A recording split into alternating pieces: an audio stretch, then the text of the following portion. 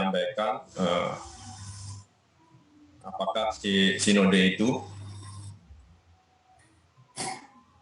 Yang pertama, sinode artinya adalah berjalan bersama, di mana gereja ingin mendengarkan suara umat Allah mulai dari komunitas-komunitas, lingkungan, paroki, seluruh umat yang aktif maupun yang tidak aktif.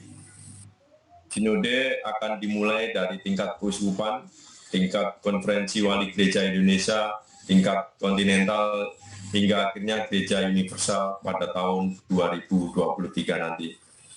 Umat beriman, para imam, persekutuan para uskup dan paus semuanya saling mendengarkan satu sama lain dan mendengarkan Roh Kudus, Roh kebenaran, dengan dasarnya dari Injil Yohanes bab 14 ayat 17, yaitu Roh kebenaran.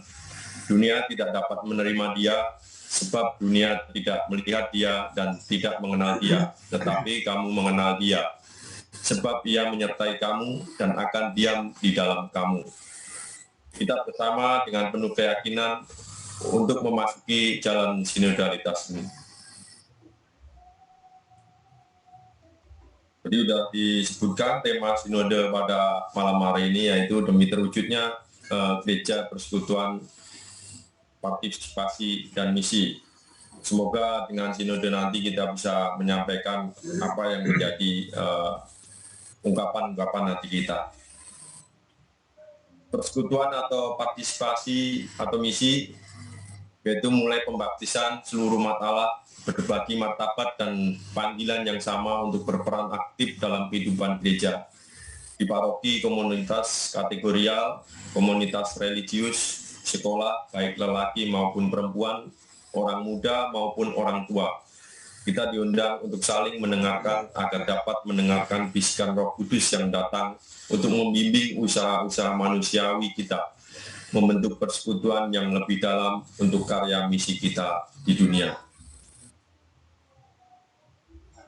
Untuk kegiatan sinode yaitu ada 3. Yang pertama adalah survei online yang kemarin kita udah bagikan di grup lingkungan. Dan yang kedua, tulisan rohani. Tulisan rohani ini kita sampaikan dari tulisan pribadi, kita kirim melalui email. Kemudian yang ketiga yaitu percakapan rohani, yaitu dibarengi dengan ibadat sinode pada malam hari ini.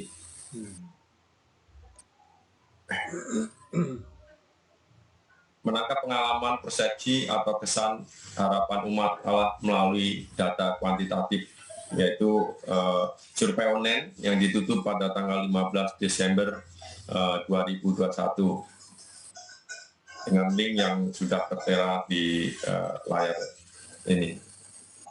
Kemudian yang yaitu dengan mengikuti, yaitu bacalah buklet Sinode KAJ, yaitu tersedia 8 tema dan ini dapat diringkas menjadi 4 tema. Tidak perlu membahas semuanya, pilihlah tema yang menyentuh pengalaman Anda. Isi tulisan bukan pertama-tama teori, melainkan buah dari pengalaman kehidupan atau pengalaman iman Anda. Maksimal 2 halaman dengan ukuran A4 dengan besar huruf 12 dengan spasi 1.5 dengan format file yaitu Microsoft Word. Sertakan nama, usia, email, nomor WA, dan asal paroki. Dikirim via email yang tertera di bawah ini. Kemudian teknis pelaksanaan percakapan rohani, yaitu umat berkumpul secara online dalam lingkungan komunitas atau unit karya, kecuali bila pertemuan tatap muka memungkinkan. Dilaksanakan sebagai pertemuan Advent, suasana doa bersama.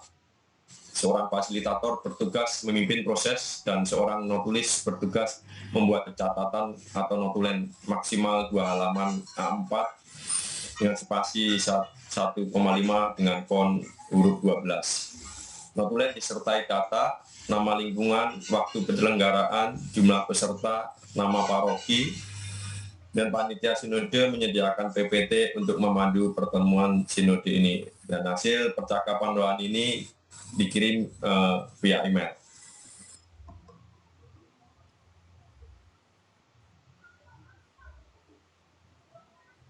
Dan berikut adalah tata cara ibadah percakapan rohani.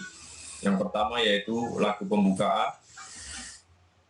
Kemudian yang kedua doa Veni Creator Spiritus, dan pembacaan kitab suci, dan sejenak percakapan rohani, dan doa Atumus Sancte Spiritus, dan diakhiri dengan lagu penutup. Dan untuk doa pada malam hari ini akan dipimpin oleh Bapak Stefanus. Bapak Stefanus, dipersilakan untuk memulai untuk ibadat pada malam hari ini. Ya, terima kasih. Selamat Pak, untuk kita mulai dengan Maaf Pak Stefanus, suaranya kerasa-kerasa ya? Iya,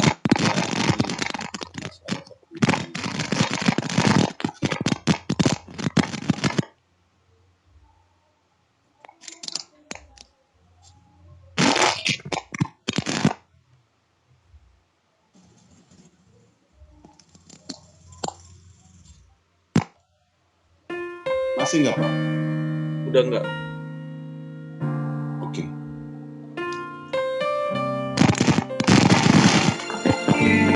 Masih Pak, masih oke.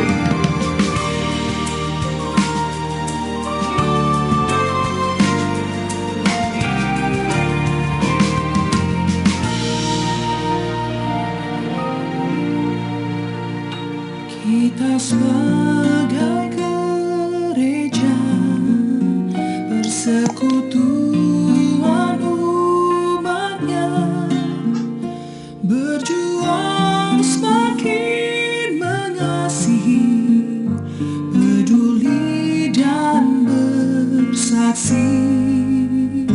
Diambil, diberkati,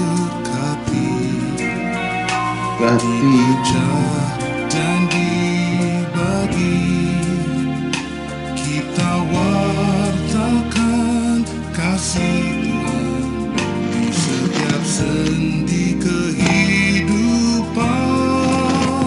Berdirilah teguh dan janganlah goyah,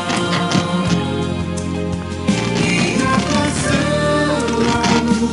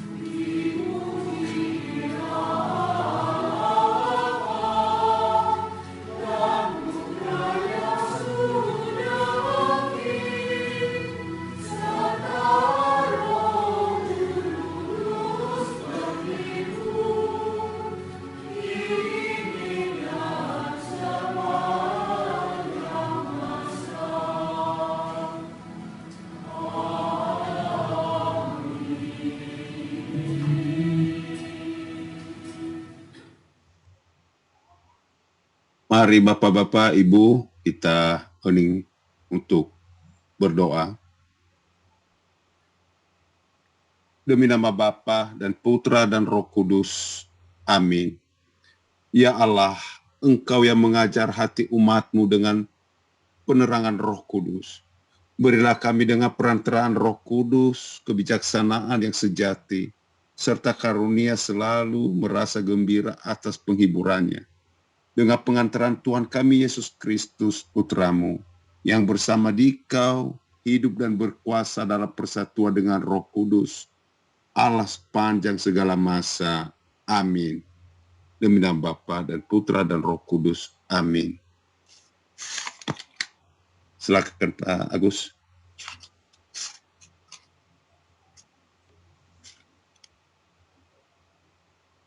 Sekarang dan selama-lamanya. Bacaan diambil dari Kisah Para Rasul bab 2 ayat 41 sampai 47. Cara hidup jemaat perdana. Orang-orang yang menerima perkataannya itu memberi diri dibaptis, dan pada hari itu jumlah mereka bertambah kira-kira 3.000 jiwa. Mereka bertekun dalam pengajaran rasul-rasul dan dalam persekutuan, dan mereka selalu berkumpul untuk memecahkan roti dan berdoa.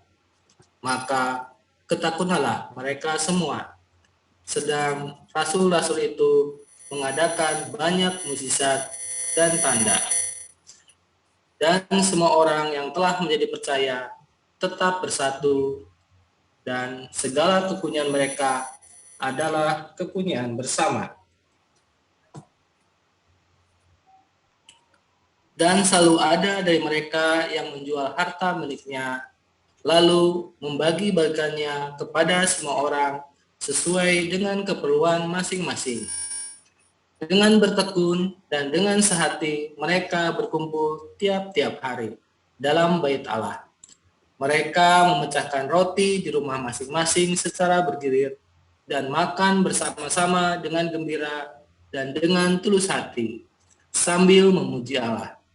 Dan mereka disukai semua orang.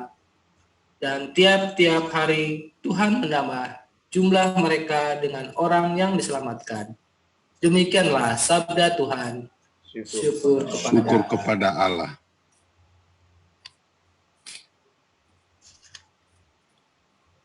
Marilah kita hening sejenak untuk merenungkan sabda Tuhan.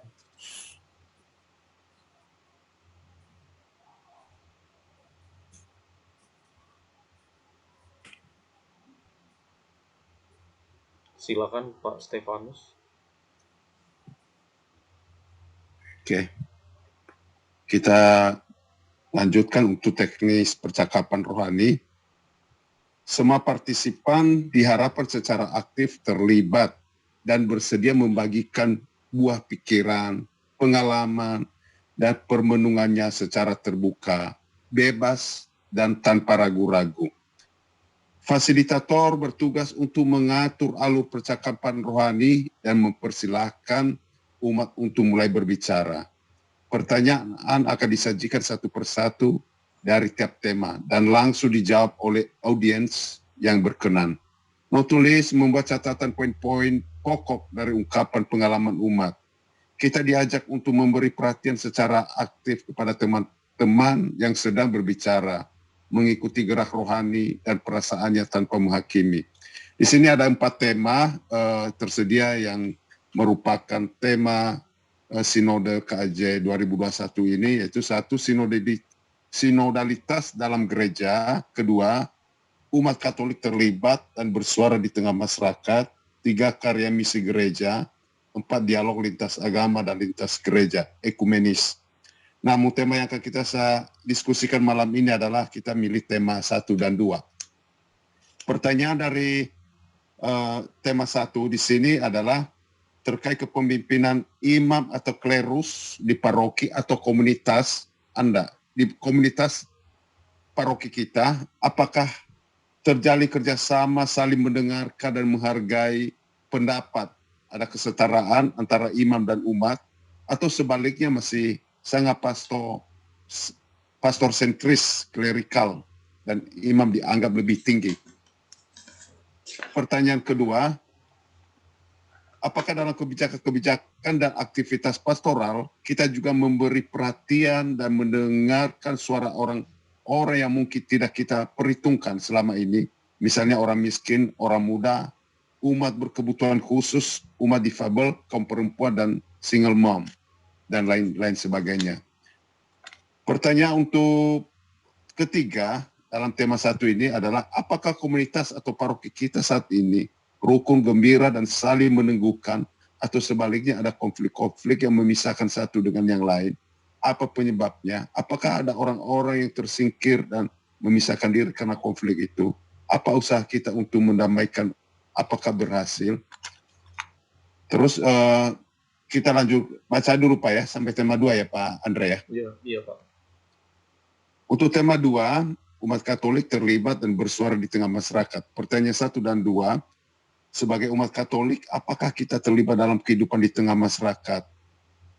Minimum bertetangga, bisa ceritakan kisah-kisah menarik, kesulitan dan kegembiraannya. Kalau Anda tidak terlibat, apakah ada alasan tertentu? Apakah karena kita minoritas? Terus untuk pertanyaan 22, dengan cara apakah kita terlibat dalam kehidupan berbangsa, bernegara? Bagaimana dengan keterlibatan politik? Seberapa banyak umat Katolik yang aktif dalam politik? Sejauh mana para aktivis Katolik dalam politik menyuarakan nilai-nilai kasih dan kebenaran? Atau hanya memperjuangkan kepentingan politik dan kekuasaan? Demikian Bapak-Bapak, umat lingkungan Santo Efrem dan Ibu Sri, silakan kita awali siapa yang memulai untuk memberikan buah pikiran atau masukan atau pengalaman rohani untuk menjawab tema 1 dan tema 2. Atau kita mulai dari tema 1 dulu ya. Oke. Sinodalitas dalam gereja ini terkait kepemimpinan imam klerus di paroki kita. Mungkin saya langsung menjawab Pak Andre ya. Iya, Saya sebagai kapasitas saya sebagai umat. Untuk saat ini memang sedikit kita mengalami, saya pribadi merasakan bersifat pastor sentris ya. Tapi saya sebagai pemikiran umat beriman, saya ambil sisi positifnya bahwa memang ada masanya gitu. Karena kita juga akan dibentuk dalam bertumbuh di dalam iman. Tidak bermaksud membeda-bedakan imam kita, para pastor kita yang mendapatkan kesempatan melayani selama ini. Mungkin kalau saya lihat sebelumnya, saat Romo Sulis, ada sosok yang boleh dikatakan pastor sentris, tapi itu hanya sikapnya sih sebenarnya, tapi lebih mengharapkan juga kreativitas dari umat itu sendiri. Memang ada kesetaraan. Kalau kita baca sisi positifnya, ada pandangan-pandangan beliau itu membaca secara memandang pelayanan itu secara kesetaraan. Tapi mungkin ada juga umat yang melihat sosok beliau yang sedikit agak berbeda, bersikap otoriter, ya mungkin ada pandangan-pandangan seperti itu. Ada terkesannya juga adalah kepemimpinan klerus. Jadi tentu ini kan kembali ke diri kita masing-masing. Ada baiknya juga di mana harus pastor sentris dan di mana saatnya ada kesetaraan. Kalau hanya kesetaraan melulu, kalau saya pandang, itu juga umat itu seolah-olah kehilangan pegangan kepemimpinan. Kita juga membutuhkan figur kepemimpinan karena di paroki kita itu setiap paroki berbeda-beda ya kebutuhan. Jadi menanggapi kebutuhan umat, kita khususnya di Paroki Santo Gregor, Paroki Kutabumi di sini, untuk saat ini sedikit ada lemah untuk saat ini. Jadi lebih mendominasi kesetaraan. Tapi seolah kehilangan pegangan atau figur yang mengarahkan. Itu yang saya rasakan untuk saat ini. Itu Pak, untuk pertanyaan 1 ya. Terus untuk pertanyaan 2, kebijakan-kebijakan aktivitas pastoral yang juga kita memberi perhatian mendengar suara orang-orang, ini juga sudah cukup bagus, baik melalui seksi-seksi pelayanan, seksi-seksi di PSE juga, bidang PSE juga, di dalam situasi COVID ini juga mungkin karena boleh katakan cukup besar ya, tanggung jawab bertambah, item tanggung jawabnya masa COVID ini, dan ada yang menjadi skala prioritas akhirnya yang seharusnya yang sudah menjadi agenda dalam pelayanan sebelum COVID akhirnya bisa berubah, yang menjadi pilihan skala prioritas itu yang jadi diutamakan gitu. Dan baik kepada orang-orang miskin, orang muda, kebutuhan khusus, saya rasa itu juga berjalan dengan baik.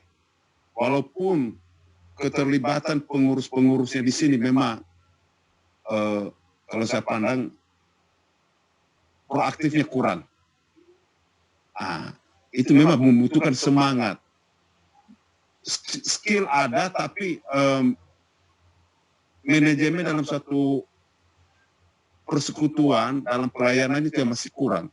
Jadi memang membutuhkan figur-figur orang yang menjadi penyemangat, sebagai pendorong, dan sebagai boleh dibilang bisa menjadi penerobos untuk pelaksanaan pelayanan-pelayanan itu, Pak. Demikian, Pak Andre. Ya. Silakan. Makasih Pak Stefanus. Mungkin pertanyaan 3 ya, langsung aja Pak ya. Iya boleh Pak. Pertanyaan tema 1 untuk pertanyaan 3. Apakah komunitas atau paroki kita saat ini rukun gembira saling meneguhkan atau sebaliknya? Ya, memang sih kalau secara menyeluruh ya, pasti ada konflik-konflik kecil itu. Tapi kita harus berpikir dewasa, pandangan bahwa itu adalah bumbu dalam pertumbuhan, dalam keberimanan, di dalam kebersamaan, di dalam kekeluargaan. Tapi kita pun juga harus semakin ada pendewasaan. Kalau saya lihat, kegembiraan ada, rukun ada, walaupun tidak totalitas. Tapi di sini pun juga mungkin juga ada yang merasa tersingkirkan. Tapi kalau saya lihat di setiap lingkungan semua memiliki perhatian-perhatian. Justru kadang-kadang yang tidak mendapatkan perhatian ini ya dari bagian umat ini yang merasa tidak mau diperhatiin. Kadang-kadang menurut cara pemikirannya sendiri, tidak taat pada apa yang disampaikan oleh dari pengurus lingkungannya, dari orang-orang dewan parokinya, saran-saran tidak mau mendengar. Tapi itulah dia mulai mengambil bagiannya sendiri, menyingkirkan dirinya sendiri, dan seolah-olah memang harus dilayani gitu ya. Tapi sedangkan kalau kita bicara pelayanan desa ini kan ini masih ada stigma di dalam pemikiran-pemikiran umat ya. Ini itu dilayani. Yang seharusnya dia berpikir bahwa saya sebagai umat, saya juga punya kapasitas untuk ambil dalam tugas pelayanan itu. Harus melayani, bukan untuk dilayani. Tapi itu memang butuh proses. Jadi ini kita membutuhkan kalau bicara kekompak kerukunan sih, boleh saya bilang ya hampir 80% ya di paroki kita lah. Itu rukun, gembira, sukacita, saling meneguhkan. Tapi konflik-konflik kecil itu, tapi memang dalam perjalanan waktu kita juga yang sebagai boleh dikatakan yang semakin sedikit udah mulai ada perubahan bertumbuh di dalam pendewasaan keberimanan, kita aktualkan itu di dalam kebersamaan yang pada akhirnya nanti yang tadi merasa dirinya dia menyingkirkan diri sendiri, bukan tersingkirkan tapi menyingkirkan diri sendiri, dia akan melihat. Jadi dari situ ada pun konflik-konflik, kita tentu mempunyai pandangan positif hal itu, bahwa ya itu bagian dari bumbu-bumbu dalam kebersamaan, di dalam bertumbuh dalam peningkatan iman gitu. Demikian Pak Andre. Terima kasih Pak. Iya, makasih. Saya usul ya Bapak dan Ibu Sri, bagaimana kalau kita satu pertanyaan lalu kita lempar, kita jawab bersama gitu, bergantian. Mungkin lebih Boleh seru juga, ya. Pak Andre. Ya lebih seru kali. Boleh kita saling ini ya, karena kita mencari satu jawaban ya. Kita mencari satu jawaban ini dalam kebersamaan ini. Jadi boleh seperti itu. Saya mungkin sudah memulai tadi, ya silakan. Boleh juga ditanggapi, misalnya nih, boleh juga dibantah, wah itu nggak ada gitu. Boleh aja, nggak apa-apa, internal kita aja. Ya, Jadi untuk yang pertama ya Pak ya, terkait kepemimpinan ini, apakah pastor kita pastor sentris itu sebenarnya masih ya. Ada saya sempat sama teman saya tuh waktu di gereja Santa Maria. Jadi di pastor zaman dulu itu ada yang datang tiba-tiba tanpa diundang, dia datang ke umat gitu. Ada yang suka anak kecil, dia bagi-bagi permen. Wah, anak kecil tuh senang banget gitu. Itu pastor, masih pastor dari keturunan dari Belanda kalau nggak salah. Jadi kalau di saat ini tuh nggak ada pastor yang seperti itu. Iya. Jadi kalau kita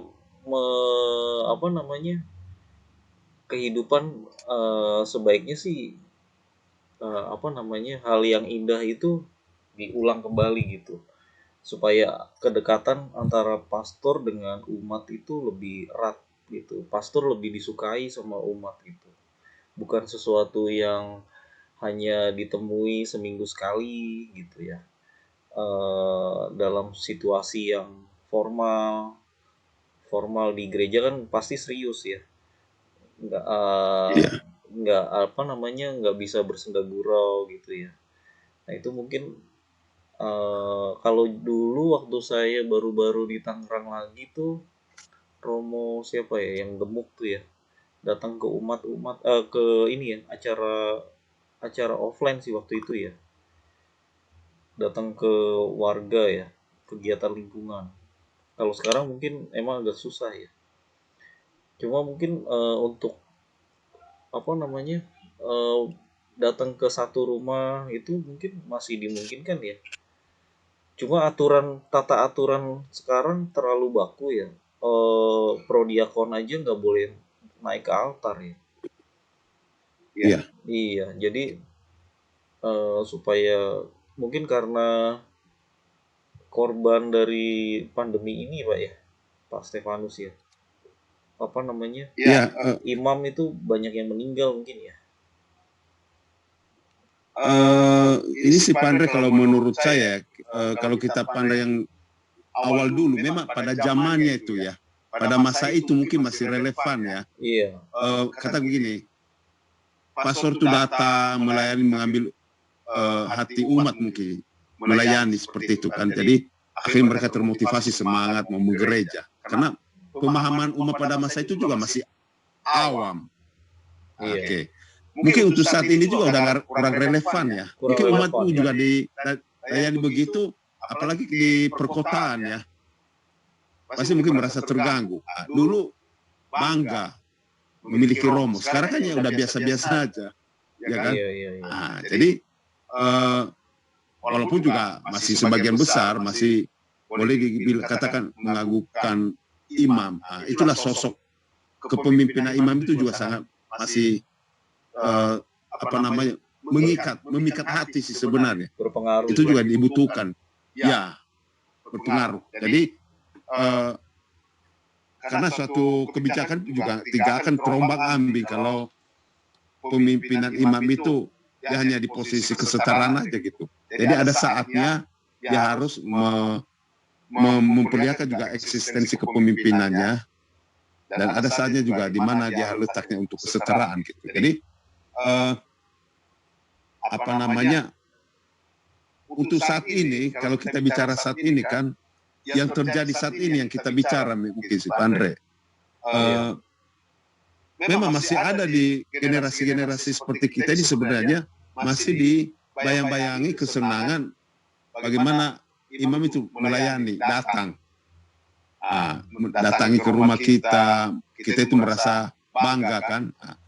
Di sisi lain, untuk saat ini juga para romo pun juga mereka memiliki pekerjaan, karya-karya, bukan hanya di dalam gereja itu, tapi udah skala besar. Terus jumlah umat juga yang begitu besar dalam satu paroki. Kalau dulu mungkin waktu kita kecil kan di paroki kita umatnya sedikit, jadi pastornya kalau memang di hari-hari biasa nggak ada kegiatan kan pasti dia berkunjung ke rumah umat kan.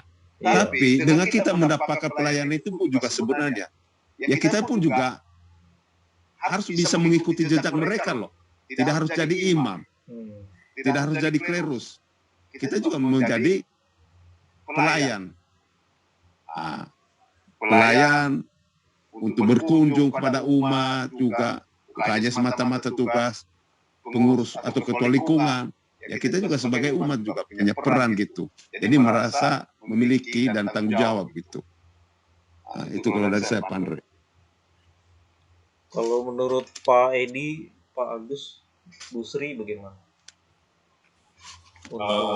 Ini Pak, kalau menurut saya kita melihat istilahnya di luar konteks pandemi ya. Selama yang saya alamin istilahnya di Tangerang inilah, mungkin tadi yang disampaikan Pak Ade, kalau zaman dulu ya kita bisa merasakan kesetaraan itu.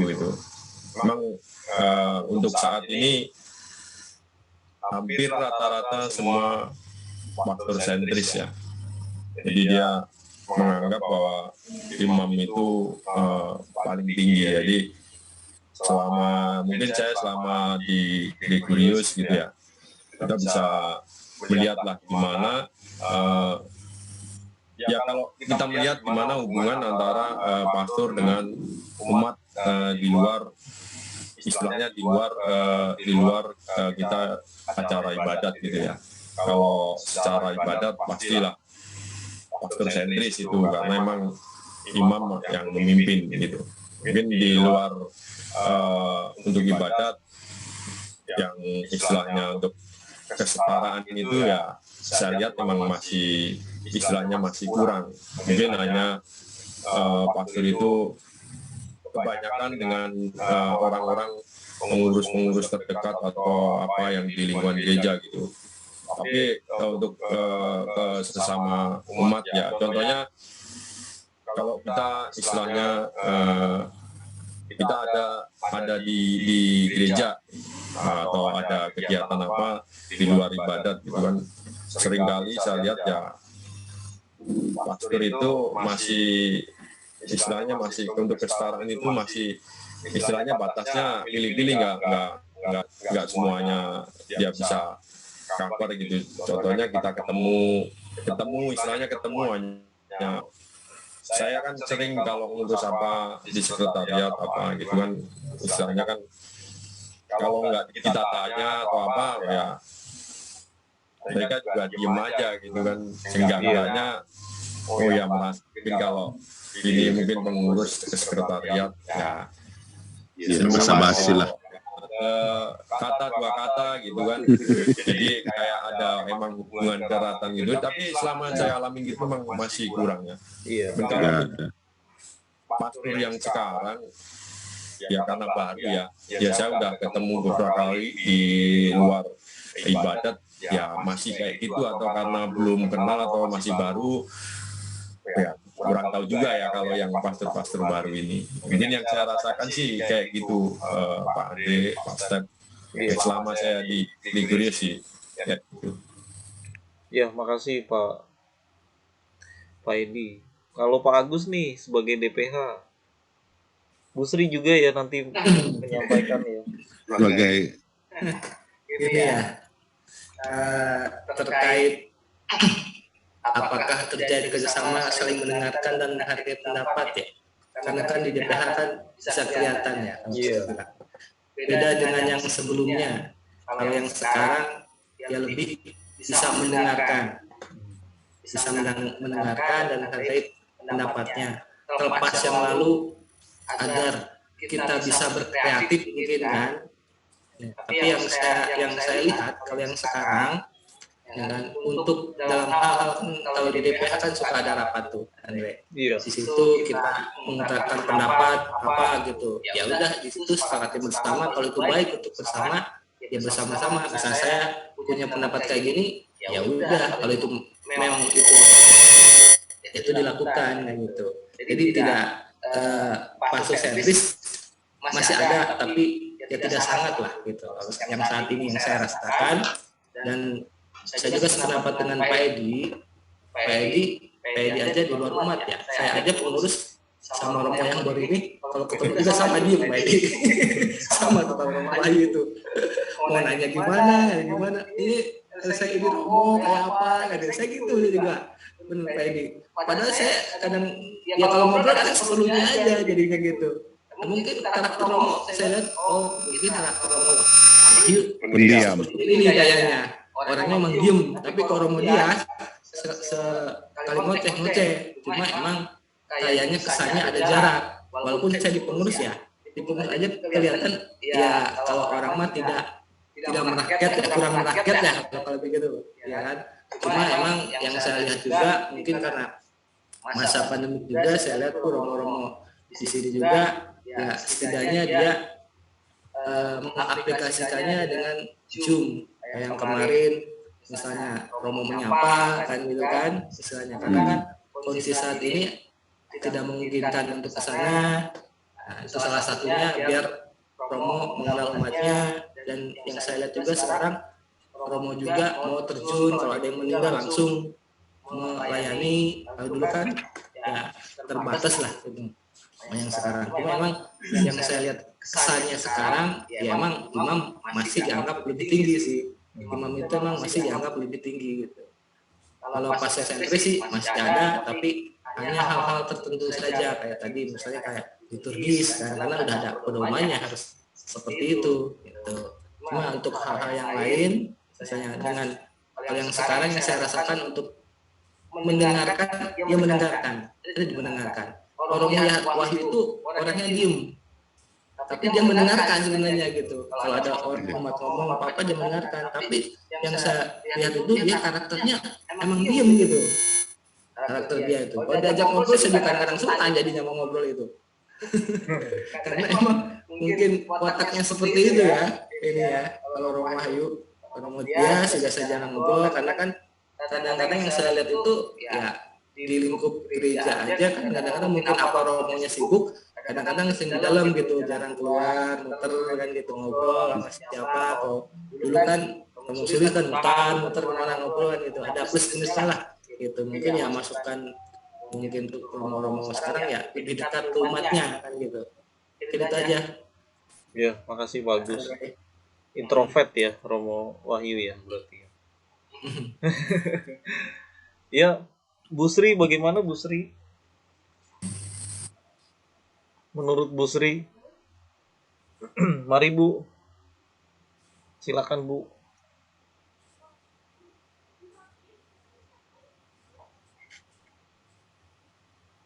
Sri ada nggak itu? Dan Zoom-nya dibuka tapi nggak. Eh, oke, sambil menunggu saya mau tanya ke bapak-bapak ya, juga Ibu Sri. Saya pernah dengar kemarin ya di waktu ke gereja, saya ngobrol sama satpam. Itu ada umat, dia seorang janda, janda, karena suaminya meninggal karena COVID. Tapi suaminya ini tukang ojek, ojek online mungkin ya. Secara keuangan sangat minim. Jadi suaminya dikubur juga tanpa minta romo doakan gitu, atau prodiakon doakan karena alasan keuangan. Itu apakah pertanyaan saya, apakah setiap minta prodiakon atau romo mendoakan itu harus memberi dengan tarif khusus gitu, bapak-bapak atau ibu? Mohon maaf kalau Waduh, saya bertanyanya agak ini ya, apa namanya, itu mah Pak Andre, belak-belakan ya. sebenarnya itu nggak ada itu. Apakah pemikirannya itu tarif stipendium itu nggak ada tarifnya loh itu. Tidak ada tarif ya. Nah, itu pun juga kalau para romo menerima, mereka juga bukan untuk mereka, itu kan untuk mereka setor lagi kan ordonya mereka gitu kan, untuk karya-karya pelayanannya lagi. Iya. Dan untuk prodiakon pun juga kita nggak ini ya, saya justru menjadi rasa tidak enak saya itu kalau misalkan ini, waktu itu saya waktu melayani umat paroki ini dari Jakarta, tapi dia di rumah duka di Wasis ya. Aduh, serba salah. Saya mau menolak, nggak enak di depan nih. Saya dipaksain. Oh, Dan saya merasa itu seolah-olah pelayanan saya merasa, aduh, nggak mau gitu. Misalnya pure kan. iya, Tapi mau nggak mau. Nah, jadi mungkin alasan itu saya rasa nggak masuk akal. Kalau ibu itu mengeluh, mungkin karena suaminya kena COVID, akhirnya secara kebijakan dari pemerintah Satkov ya, yang mengambil alih semuanya. iya. Oke. Mungkin juga ada negosiasi kalau misalnya terjadi ibadah, tapi saya rasa tidak memungkinkan. Iya. Tidak memungkinkan. Misalnya menikah karena COVID, dia berada di rumah sakit, itu otomatis dari pihak rumah sakit sendiri kok yang mengambil alih kan, Iya. dengan satuan tugas COVID dari pemerintah gitu. Jadi itu pun sekalipun orang keluarganya punya biaya sanggup untuk mengambil alih pemakaman, Tidak saya rasa boleh. juga nggak dikasih kesempatan. Iya. Tidak boleh. Nah, apalagi kalaupun kita melakukan, mungkin situasinya pada waktu itu kan tidak memungkinkan kesempatan lagi kepada romo atau prodiakon untuk memberikan pelayanan ibadat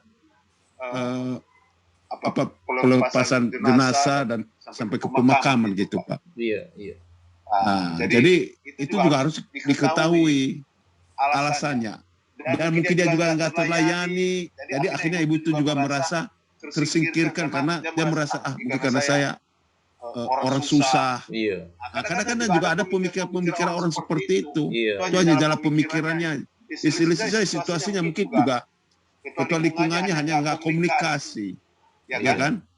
Nggak komunikasi, nggak memberitahu bahwa situasi seperti ini tidak akan memungkinkan. Iya. Nah, itu. Jadi dia hanya menganalisa cara pemikirannya sendiri. Sempit Kalau ya. misalnya alasannya nggak diladani karena biaya, wah itu nggak masuk akal lah. Nggak masuk akal. Nggak ada biaya itu. Iya. Iya, nggak masuk akal itu. Iya. Makasih Pak Stefanus. Andre, kalau stipendium itu kan tidak wajib, promo dia karena kalau nggak ada juga nggak apa-apa. Oh, Terus terkait emang yang COVID itu kan waktu pengalaman Pak David waktu DPH juga kan, ya pelayanan via Zoom, mungkin nggak ada komunikasi ya. Jadi iya. via Zoom pas mau penutupan peti apa-apa tuh via Zoom semua, karena emang protokol kesehatannya sesuai yang dari KAJ. Iya. Mungkin di sini ya kurang komunikasi, kata pastor kurang komunikasi aja mungkin dengan dari lingkungan ke parokinya. Iya, Jadi iya. pelayanannya ada, tetap ada pelayanan, cuma tidak langsung gitu. Oh iya, iya. Gitu. Oke Pak, terima kasih Pak Agus infonya. Iya, mari silakan Bu Sri, kalau ada pendapat Bu Sri. Kalau tidak ada, kita lanjut ke pertanyaan kedua.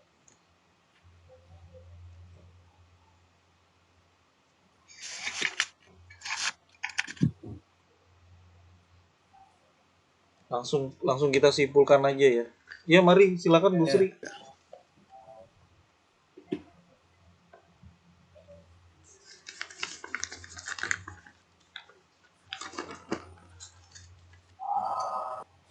Ada pendapat lain Bu Sri?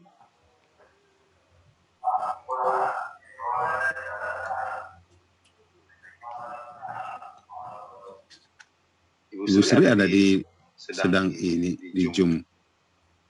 Iya, ada Pak. Terus suaranya kayaknya enggak. Di mute ya.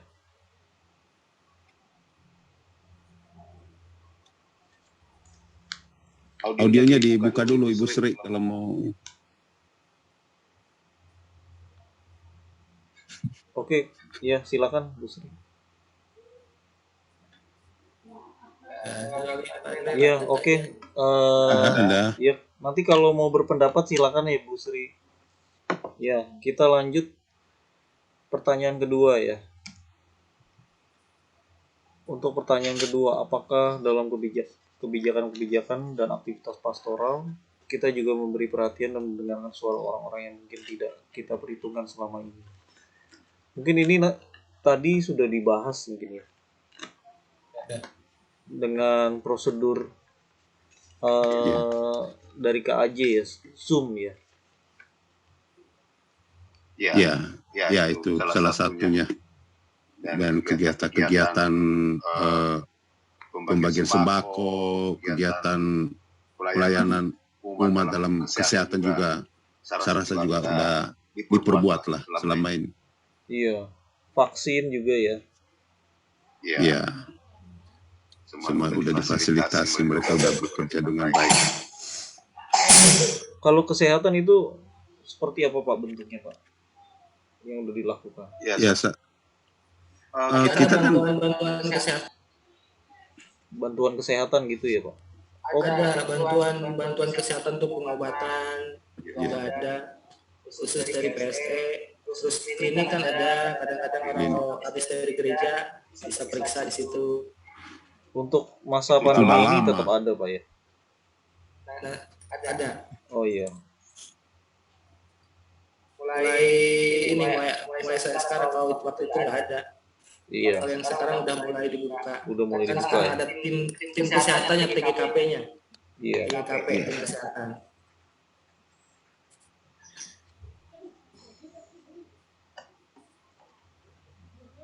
Oke. Untuk orang muda nih yang kurang ya. Nah ini orang muda ini baru terbentuk, pengurus OMK itu baru terbentuk bulan kemarin. Nah ini sekarang baru mulai berjalan nih.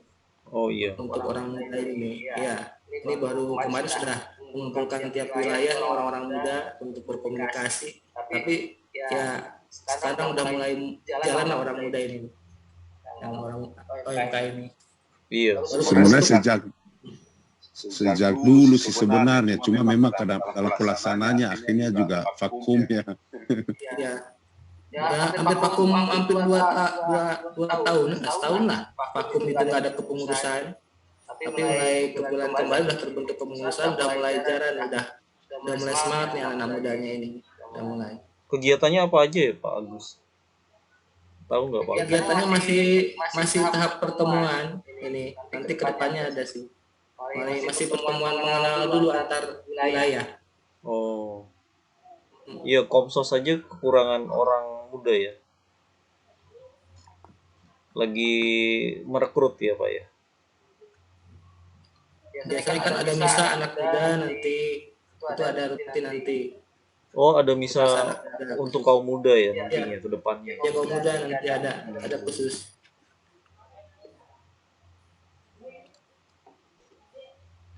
Ada yang mendampingi juga ya Pak ya? Kalau di Ada ada. Siapa tuh yang mendampingi? pendamping ada. ketuanya. Kalau orang muda kan di paroki kan ketuanya Ipon, Iporin. Pendampingnya langsung ini Romo Dias. Oh, Kalau orang muda di bawah bidang persekutuan sama Pak Agus Suartono. Nah, biasanya Romo Dias suka langsung terjun juga. iya.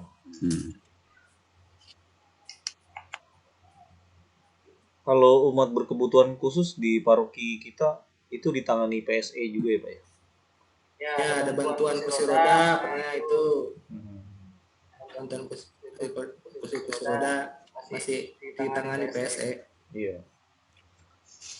Kadang kemarin saya dengar juga yang kebutuhan khusus ketemu Romo Wahyu, ya kan, secara khusus, terus dicarikan sekolahnya. Nah ini Oh, gitu. dan dapat di yang Citra kan ada katanya nih kebutuhan khusus. Sama juga umat difabel.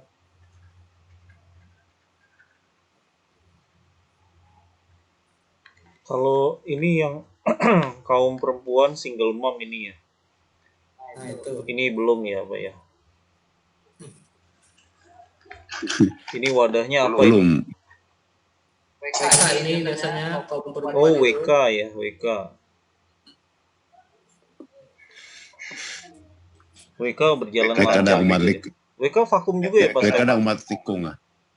Ya, tetap mereka juga berjalan. Mereka masih jalan sih, kadang-kadang ada bakso segala kok. Oh, Mereka di iya. belakang layar ya, masih saya lihat. Dan tentu juga dari lingkungan sendiri kan juga bisa punya peran gitu. Iya. Oke, berarti ini terjawab sudah ya untuk pertanyaan kedua ya. Di paroki kita sudah berjalan dengan baik. Iya. Kemudian kita lanjut pertanyaan ketiga ya. Apakah komunitas atau paroki kita saat ini rukun, gembira, dan saling meneguhkan? Konflik-konflik yang memisahkan? Apa penyebabnya? Ada orang-orang tersingkir atau memisahkan diri karena konflik itu? Berarti ini ya, mundur tanpa berita ya, muntaber ini. Ada konflik itu ya itu tadi karena satu karakter pribadi ya.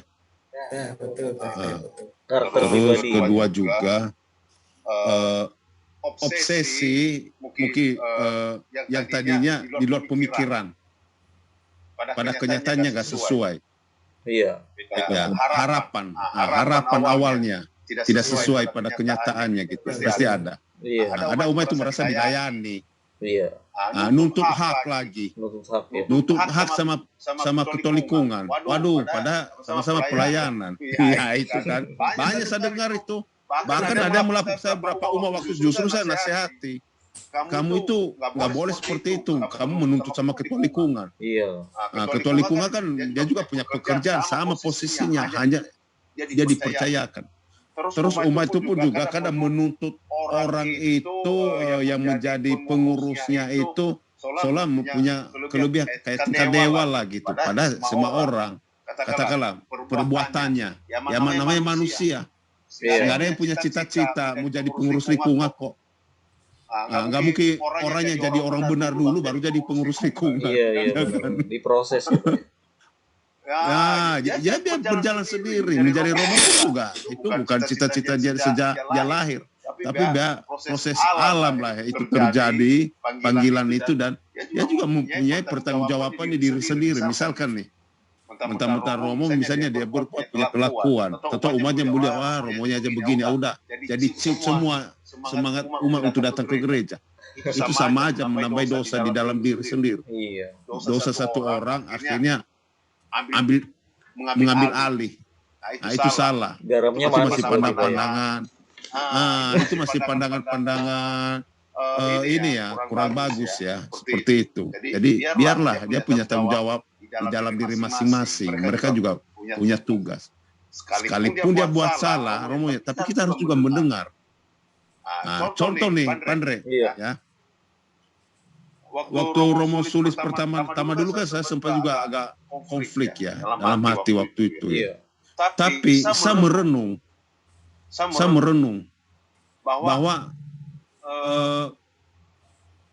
dengan karakter seperti itu, apakah saya juga akan memasukkan di dalam jiwa saya untuk menimbulkan dosa baru pada diri saya sendiri. Pasti saya begitu bodohnya saya. Sedangkan Romo pun juga memiliki tugas, kepribadian dan kapasitas. Dia mempertanggungjawabkan semua ininya sendiri. Apa yang dia perbuat. Saya pun juga sama. Dan saya ambil positif bahwa dengan ini perubahan-perubahan yang terjadi, ini kan sebuah proses dalam menuju pendewasaan keberimanan. Iya. Kita sebagai umat dibaptis secara Katolik mungkin dari lahir ya. Itu kan karena tradisi aja Pak, mengikuti kita punya orang tua kan mungkin, ya kan. Belum tentu bertumbuh sebagai Kristen sejati kan. Iya. Sedikit-dikit toel aja udah tersinggung. Apalagi kalau menyebar-nyebar fitnah misalkan. Itu kan bukan sikap orang beriman, itu nggak baik. Dan kita pun juga yang masih paham ya, kita juga harus mengingatkan teman-teman ya kayak gitu. Itu kadang-kadang yang menjadi permasalahan pemicu perpecahan itu, hal seperti itu. Jadi ya semoga ya ada hal seperti itu. Tapi kita ambil positif itu bumbu-bumbu dalam bertumbuh di dalam keberimanan. Jadi secara umum ya, dalam paroki kita itu ada konflik tapi kecil ya Pak ya. Hanya pribadi lepas pribadi gitu ya. Ya, dalam pelayanan juga ada. Dalam pelayanan juga ada. Ketersinggungan. Oh, ketersinggungan ya dalam pelayanan ya. Ya. Contoh waktu itu sempat dalam perjalanannya waktu kita kembali kita menghakimi Romo Sulis ya. Aku pikir waktu itu saya doang yang merasakan gitu. Ternyata kan lama-lama orang kan ngalami. Orang-orang yang dekat dia pun juga curhat ke saya. Tapi sebaliknya akhirnya aku memberikan nasihat kepada mereka bahwa kita harus legowo, harus sukacita sebagai umat beriman itu ya, belajar untuk taat setia lah gitu. Dan kita ambil positif, mereka Romo pun juga manusia. Iya. Ya kan? Oh, sampai Romo marah gitu Pak ya? Atau gimana? Iya, dulu sempat berapa kali bertengkar juga. Dan akhirnya waktu saya pernah ngajuin satu permintaan waktu itu pun juga ya ditentang. Tapi saya suka cita aja. Di situ saya juga bersyukur sama Tuhan. Diberikan hati yang lega, gitu, dikuatkan gitu. Ya, yang biasanya mungkin saya bisa frontal, tapi ternyata enggak. Saya bersyukur. Iya Pak. Jadi sebenarnya di paroki kita itu hanya sedikit ya Pak ya untuk secara umum rukun, gembira dan saling meneguhkan. Iya, saling meneguhkan ya.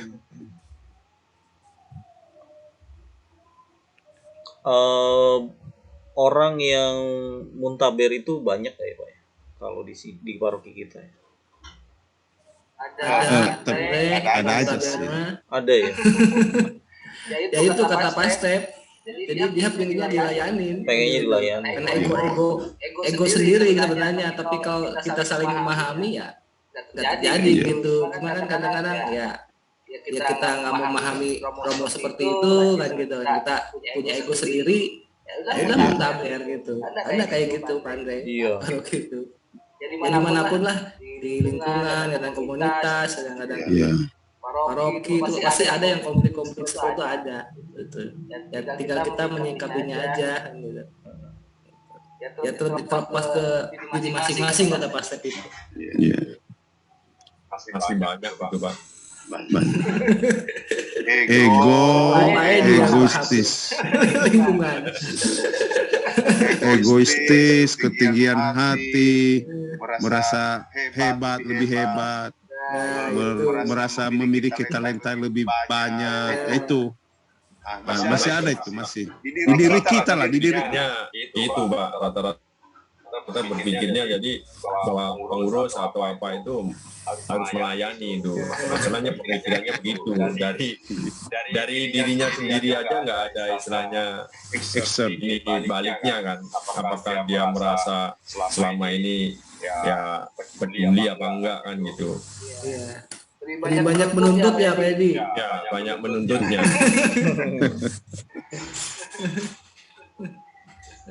Oke, berarti untuk mengantisipasi hal ini supaya suasana di paroki kita tetap rukun, gembira, saling meneguhkan itu kita saling memberi dan melayani gitu ya Pak ya. Saling menyapa. Melayani betul. memberikan pemahaman. Memberikan pemahaman. Orang berkeluh kesah, jangan ikut kita provokasi ya. Kita redam. Ya, kita redam. Itu. Jadi ada konflik-konflik itu. Iya. Contoh ya dulu ya di Romo Sri dulu ya, pada waktu Romo Sri menegur kelompok kur dari suatu lingkungan waktu itu kan. Mereka tersinggung sampai protes dan mereka akan melayangkan ini ke KJ. Oh, Tapi saya tegur, saya omong ke mereka waktu itu. iya. Saya bilang, kita memahami karakter Romo kita kan, apalagi dari Serikat Yesus. Satu, Iya. ketegasan. Masa tegas sedikit aja kita udah segitu apa sih nyalinya ciut begitu, udah negatif aja. Iya. Jadi kita jangan ikut-ikutan. Oh iya Romo yang begini, jangan. Iya, betul. Kita jangan menyimpan dendam, ya kikis dalam hati dulu. Misalnya dulu awal-awal dulu sama Romo Sulis sampai tersinggung, agak bentrok itu, tapi begitu mengeluh umat yang anggapnya awalnya ini, jangan kita ikut-ikutan. Wah, balas dendam ini, iya, nggak boleh. Kita bilang, ya itu kita harus sabar, setia. Ketaatan kesetiaan itu butuh dalam pelayanan dan rendah hati, belajar rendah hati. Iya, Pak. Itu terpenting. Iya, oke. Bukan hanya pengurus, seluruhnya jadi pelayan, umatnya pun pelayan. Berarti Tidak Bapak sia-sia tuh Pak Step ikut evangelisasi tuh. Iya. Sia-sia Pak Step. Kok tahu sih bedanya ya? Ada beda ya?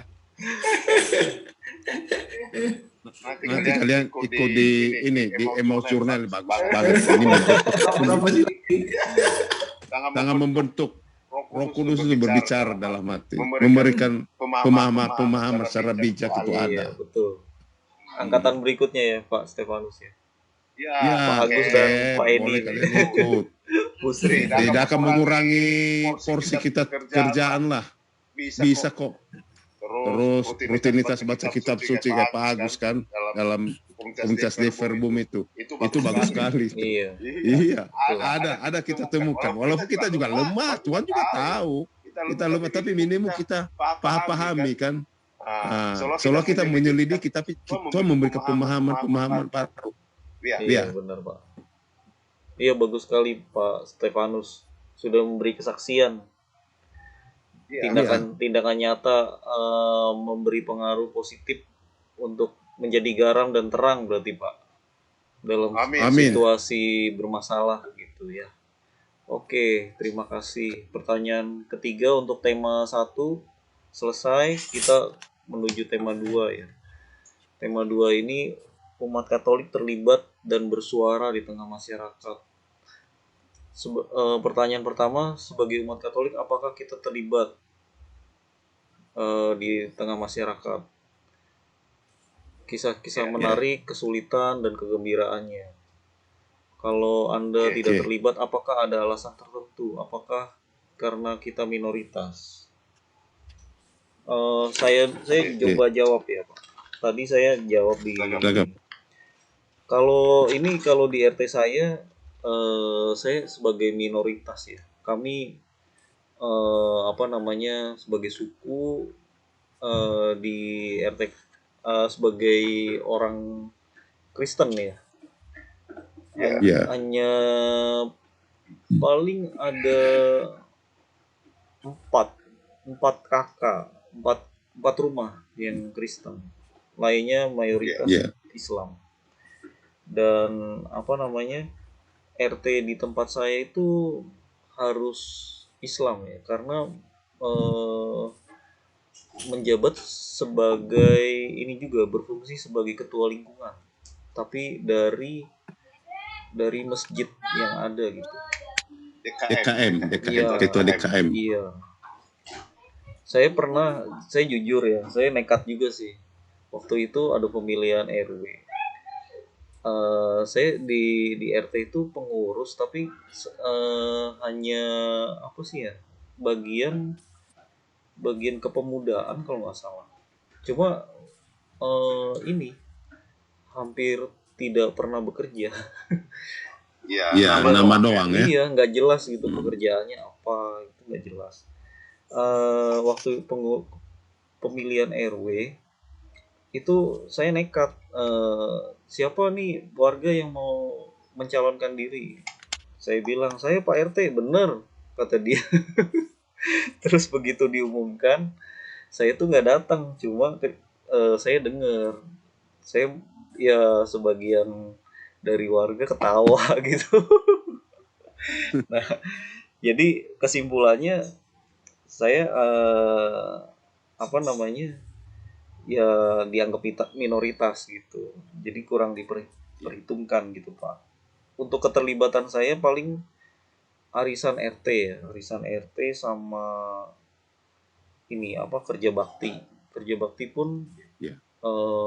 Ya 50% lah saya datang. Nggak semua kegiatan kerja bakti saya bisa datang gitu Pak. Kadang terkendala sama ini apa, kegiatan di luar ya, atau kadang Zoom kalau sekarang ini gitu. Dari saya itu Pak. Makasih. Ya, mungkin saya sedikit sharing untuk ini ya Pak ya, pengalaman ya itu kita sama Pak Andre. Dalam arisan, dalam kerja bakti. Tapi pengalaman yang berapa bulan lalu itu kan dalam pemilihan ketua RT ya. Jadi saya perhatikan sebelumnya kan RT kan udah berapa periode nih. Jadi saya waktu periode sebelumnya itu pun juga waktu itu sempat dipanggil ke pos. Wah, saya pikir, aduh ini potensi banget ini. Kalau harus cari figur baru, waduh ini bisa saya kena nih. Nah, akhirnya nggak datang waktu itu. Saya kasih alasan kan. Nah, terus timbul lagi berikutnya. Gak ada yang nongol. Nah, saya juga merasa itu sebenarnya ini suatu kesalahan. Maksudnya merasa berdosa juga loh. Istilahnya nggak peduli. Kita kan buah-buah beriman itu kan harus iman itu kan berbuah. Iya.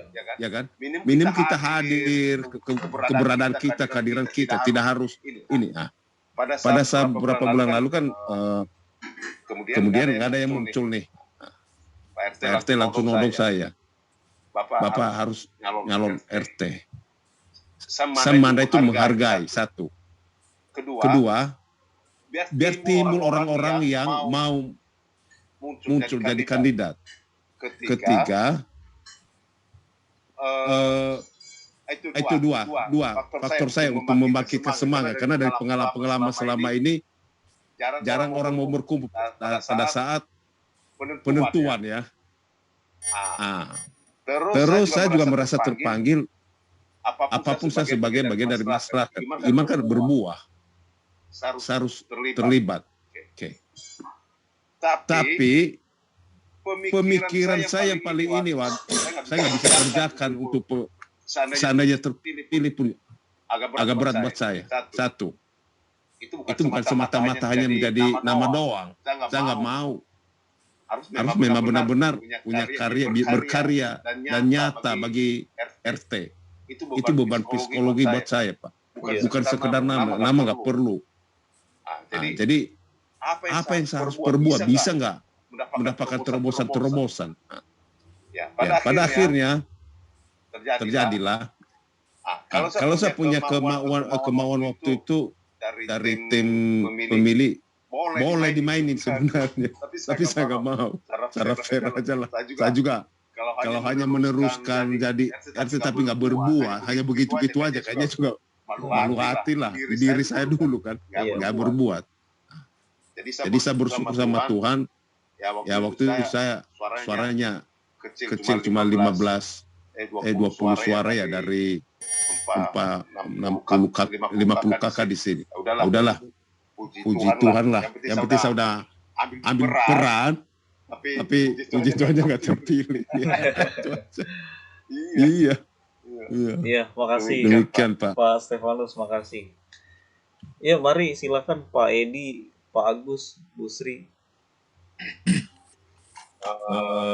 Kalau dari saya sih sebenarnya hampir sama ya saya dengan Pak Andre tadi. Mungkin Pak Agus juga tahu lah lingkungan saya di sini gitu ya, bahwa mereka seolah-olah sih menganggap istilahnya minoritas itu ya bagian dari mereka seolah-olah, tapi di sisi lain yang saya rasakan gitu ya, mereka tetap bahwa kita tuh sebagai minoritas gitu loh ya, Mati haram. ya saya sih dari awal ya berusaha dulu awal-awal di sini, saya berusaha ya istilahnya aktif lah saya. Terus terang kalau sekarang saya nggak begitu aktif ya, saya kayak Pak Andi tadi paling kerja bakti ya di depan rumah, paling ya ikut arisan, paling duitnya aja yang nyampe, saya nggak, udah jarang hadir sekarang. Kalau dulu saya masih aktif ya dengan harapan kan kita bisa ikut berperan serta di situ, tapi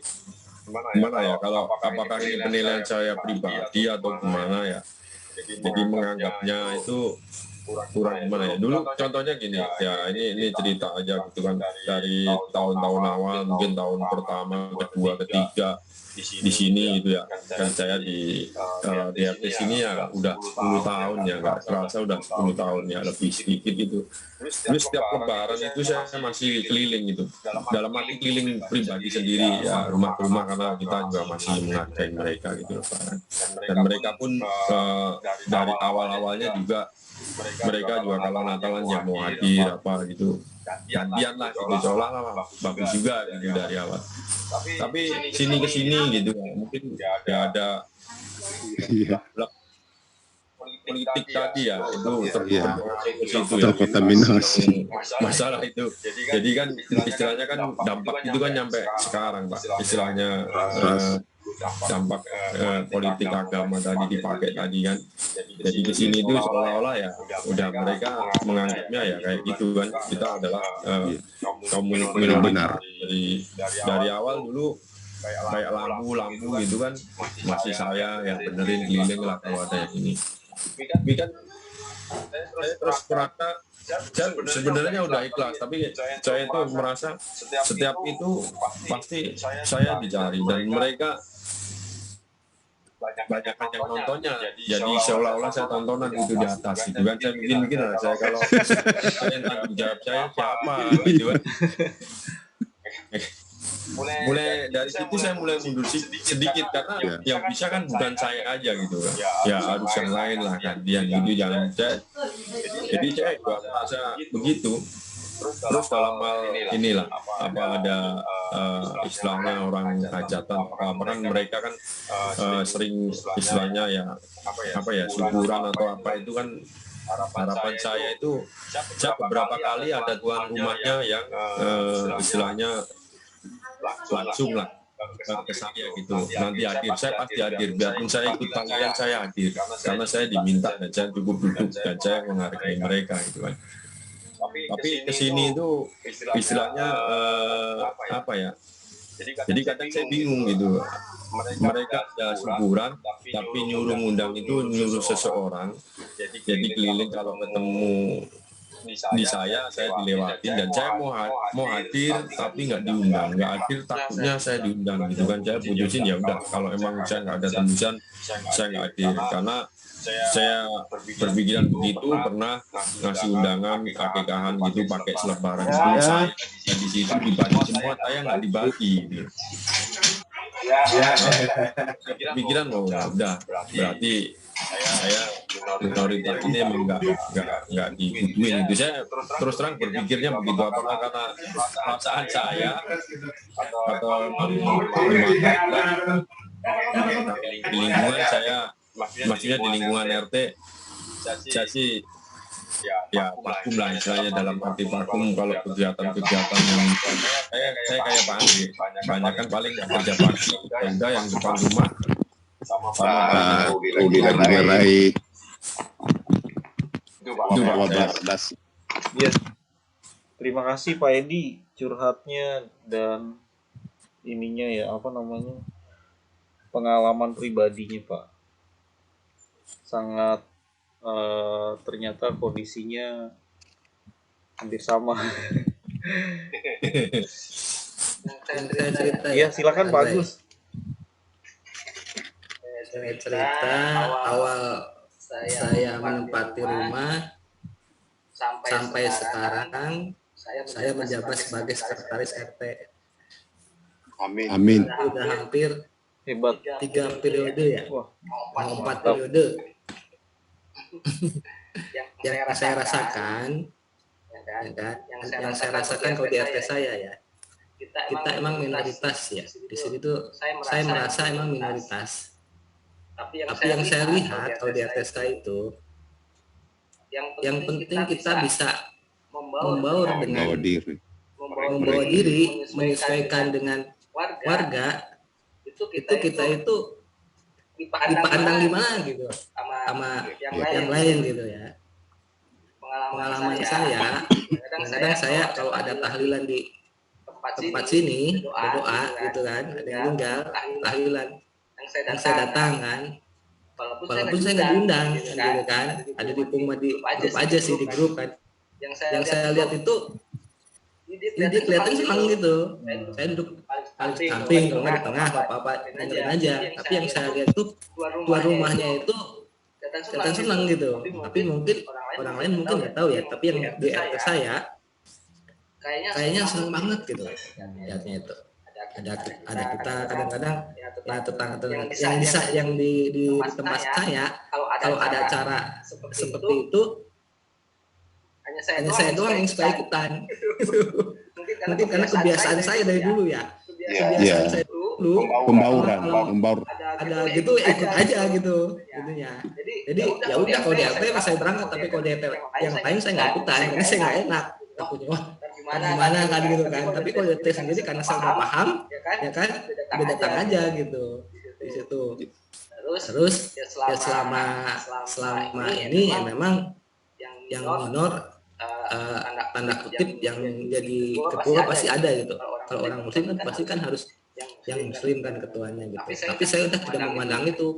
Yang penting saya pelayanan lah. Sebenarnya di lingkungan sama di RT itu hampir sama. Iya. Saya memberi pelayanan aja gitu. Terlepas dia memandang saya apa, jelek apa gimana, yang penting saya pelayanan aja gitu. Saya pikirnya sih seperti itu aja. Dan saya sebenarnya di pengurus juga saya udahlah saya nggak mau jadi pengurus saya gitu.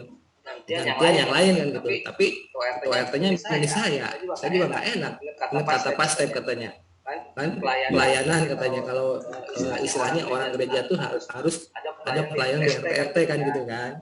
Memang fungsinya jadi kalau di RT saya sini ya istilahnya sampai anak saya itu, ini kan kalau RT saya kan sekretaris DKM juga kan.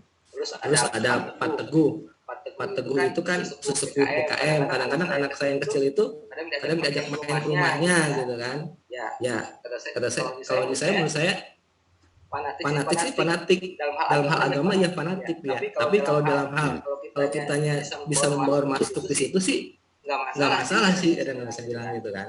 Kadang mungkin kitanya juga yang awal mungkin saya juga kadang sungkan, waduh orangnya seperti itu gitu kan. Saya pertama seperti juga, lama-lama saya masuk ternyata ya biasa aja gitu, dia memahami gitu. Kadang-kadang dia juga tidak bisa membedakan itu Katolik sama Kristen, kadang-kadang seperti itu pemahamannya.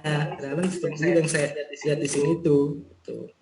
Memang ya konflik juga di RT itu ada kadang-kadang di RT juga. Karena saya pengurus, saya paham betul gitu di konflik ya, konfliknya sama aja sebenarnya dengan di lingkungan gitu. ininya. Kadang PRT juga kalau apalagi masa pandemi ini kan istilahnya kalau ada yang sakit ya kan dari pengurus kan pasti mewakilin kan, ada yang meninggal pasti berkunjung kan ke rumahnya gitu. Sebenarnya sih kalau yang saya rasakan di RT saya sih ya masih guyup lah di sini, masih ini istilahnya minoritas sih, tidak minoritas banget istilahnya kayak gitu, masih yang penting kita bisa masuk di masyarakat itu seperti apa. Kalau kitanya makin tidak aktif ya udah makin dijauhin gitu. Tapi kalau kitanya cuek ya udah kita niatnya melayani, di situ kita makin dihargain. Kalau saya lihat di sini itu di RT saya. Tapi kalau kitanya makin menjauh ya udah kan gitu. Kalau di RT saya gitu. Ya salut, Mungkin itu salut, pengalaman yang dari saya. salut Pak Agus. Saya ada juga di RT saya seperti itu Pak Agus. Namanya Pak Sunarto. Dulu pernah kerja di Gajah Tunggal, mungkin Bapak kenal ya. Beliau tuh sampai bayar uang ini, iuran apa namanya untuk lingkungan ini nih, apa namanya, DKM ya, RT. iya, uang makam tapi umat Islam, iya, Kematian Santo Yusuf kalau kita iya. Jadi anaknya kebetulan udah Islam, beliau masih Katolik, suami istri. Tapi beliau tetap bayar gitu, bayar dua gitu. Kemudian setiap acara ya, baik itu di RT 9 ini, RT-nya saya, atau di RT lain, dia datang gitu, acara ya itu macam-macam kayak pengajian gitu. Tahlilan. Iya, tahlilan gitu. Dia datang, luar biasa orangnya. Padahal masih Katolik. Sampai Ya satu hal. istri saya pernah tanya, itu Pak Narto itu Katolik apa bukan sih? Gitu. Karena saking apa namanya berbaurnya ya. Luar biasa. Saya udah budaya kali Pan, Iya, Pulau Jawa itu. mungkin udah budaya. Keluarga-keluarga yang berbeda-beda, mereka udah biasa. Iya. Jadi udah jadi budaya. Itu kalau saya kehidupan saya belum bisa, itu susah. Apalagi dengar ininya ya, apa namanya, sound sistemnya kan keras sekali kan. Itu masih penyesuaian untuk anak saya yang kecil, itu nangis itu. Jadi saya ini cerita ya, terakhir ada tahlilan itu pergi gitu. Sebelum mulai saya pergi, nanti datangnya setelah selesai gitu. Itu tahlilannya di selisih 2 rumah sama saya. Pengajian bukan tahlilan. Kalau tahlilan kan orang meninggal. Enggak, kalau pengajian pakai sound system yang tinggi itu seperti orang nikah ya. Gitu, Pak. Iya. Ya, itu bijak lah, sikap bijak Andre kalau seperti itu. Jadi pergi saat ini kan, pulang saat udah selesai. Itu lebih bijak Pak. Iya. Jadi kita menghargai lah, gimana lagi kan. Iya. Salah-salah kita omongin kan masalah tersinggung. Iya. Paling saya bantunya ini, bantu bersih-bersih kalau udah selesai. Ya. Iya. Tapi mungkin juga di sini nggak menutup inilah. Minimum kita ya kegiatan keberselingkungan kita udah ambil peran di situ, terus bukan menjadi onak provokator di RT itu, jangan sampai begitu aja. Itu udah kita lakukan begitu sudah bagus kok Pak. Iya. Tidak harus semua jadi ini. Ya masing-masing kan juga punya panggilan, kesukaan. Iya Pak. Karena ini kan karunia juga loh. Karunia. Iya. Iya betul. Ya baik. Ini intinya sih yang penting Pak Andre, yang penting sih terlibat dalam hal apapun. Iya, terlibat. Jangan sampai kita sama sekali tidak nongol gitu aja. Iya betul. Jangan sampai itu. Jadi warga negara yang baik dan warga RT yang baik, warga gereja yang baik, warga lingkungan Efrem yang baik, itu aja mau belajar ke sana kan. Iya. Betul. Saya rasa itu aja sih. Bagus. kalau itu kan ya kayak depan rumah itu kan, kalau kayak depan rumah nih statusnya itu kan jelas-jelas wilayah RT RW, nah itu nggak dijamah. Itu kan seolah-olah kan gimana gitu, kalau perasaan saya itu nyampe saya aja harus istilahnya kan bersih sendiri, itu selalu dilewat gitu kan. Kalau saya harus menjurus ke dalam gitu kan seolah-olah ya gimana ya, kayak saya harus kayak orang ngemis gitu ya, saya nggak mau juga sih kalau saya ya. Kalau yang di depan rumah kan pasum itu sebenarnya. Ya kan Keluarga. kondisi sekarang ini kan, kondisi sekarang kan kayak motong rumput apa aja itu nggak pernah dipotong lah sama mereka. Apa mereka lihat karena sering kita potong sendiri kan nggak harusnya begitu juga. Dan itu kan ada istilahnya kan ada uang buat memotong rumput, itu harusnya mereka tanpa disuruh kalau dia motong pun harusnya kan nggak dilewati gitu, kecuali saya lagi motong dia lewat nggak apa-apa kan gitu. Jadi kan memang jadi kayak ada gap gitu, makanya kan yang tadi saya cerita itu kalau saya kan istilahnya kan kita udah ngerti, kayak saya udah ngerti lah, ya udah kita urus sendiri kan, harusnya mereka akan paham kan gitu. Jadi ada tiktokan timbal balik gitu kan. Jadi makanya saya berpikir yang tadi saya sampaikan itu ya karena banyak macam lah, di depan bagus, di belakang ngomong yang istilahnya nyampe kan, berarti kan emang nggak bagus gitu.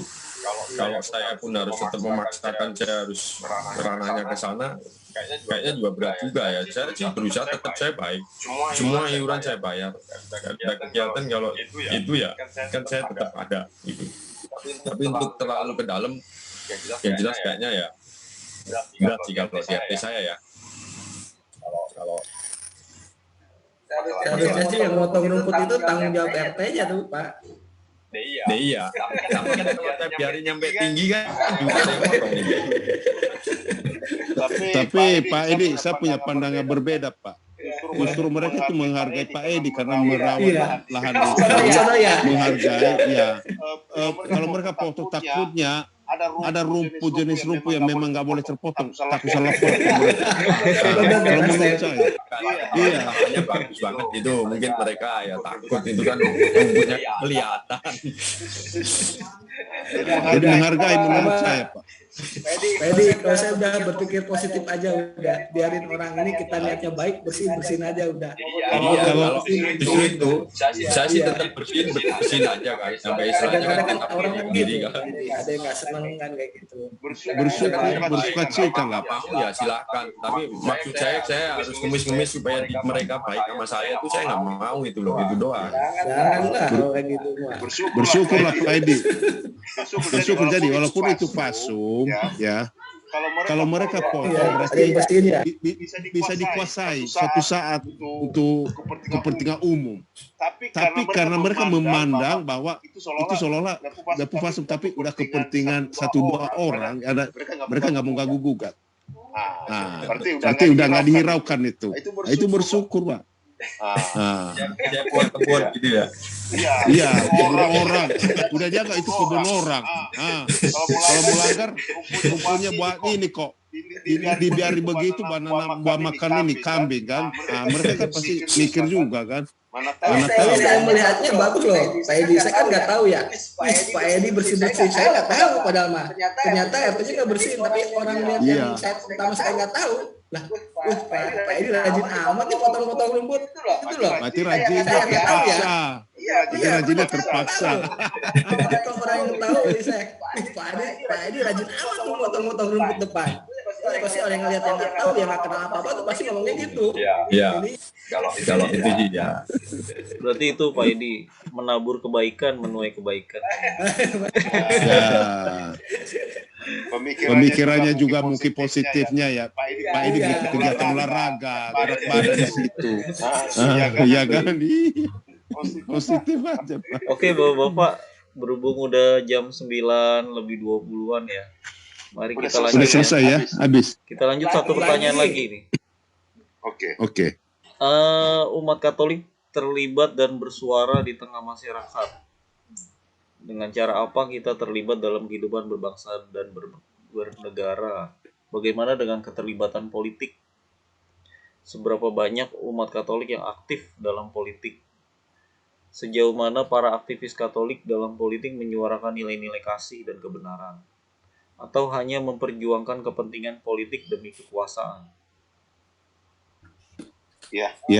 Ustaz tuh yang berpolitik tuh. Siapa nih yang berpolitik? Kalau Pak Pak Stefanus Andre, ya?